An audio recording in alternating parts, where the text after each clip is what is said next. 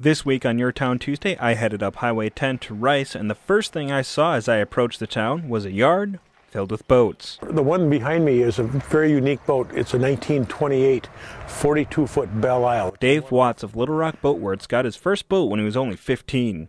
My dad hauled it home in the trunk of his Pontiac car. He started restoring boats in 1978 in the garage of his home and then started his business in 1986. Always been busy. We're backlogged for several years. And not only is Watts busy, but his work has garnered some national attention. We were at the Seabrook show. That's the Keels and Wheels. It's one of the top shows in the country. And we brought down a 1932 25.5-foot Dodge. It's one of two or possibly three in existence. And we received Best in Class and Best of Show. They've received that award 3 times. Watts has also been to the Lake Tahoe show, bringing home multiple awards, including a People's Choice Award. But Watts has remained humble through all of this attention. Very grateful for the work. Every morning I give thanks for the work. As I made my way into town, I ran into Lynn Cardell, and when asked where I should head, I'd have to say Jansky Grocery. Jansky's was purchased by Steve Jansky's parents in 1952, and it has been in the family since then.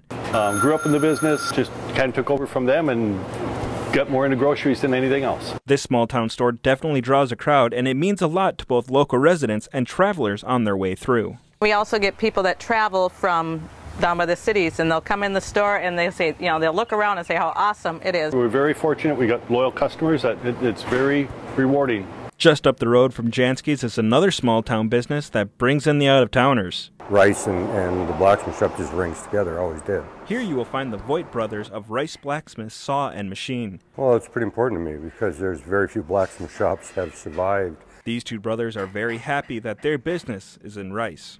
You can't do it in a community like this. You just can't do it. Rice Blacksmith Saw and Machine has been in the Voigt family since Alan and Jim's uncle bought the shop in 1936. Their father and uncle built the shop in 1945, and Alan and Jim thought they would never be anywhere else. We do a lot of small repair for people in town as far as any small welding jobs, lawnmower repair, things like that. And they enjoy giving back to their community. I'm on the fire department. My son's on the fire department.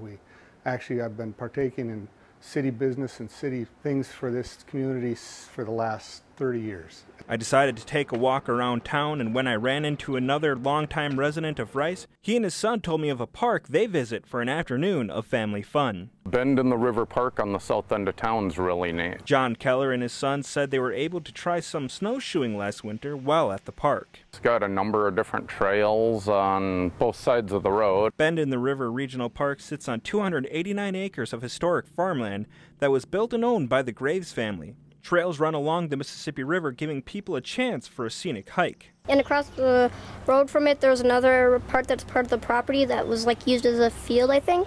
Yeah, that is a large circle trail out through it, almost 2 miles. All while you get to learn about the old farm.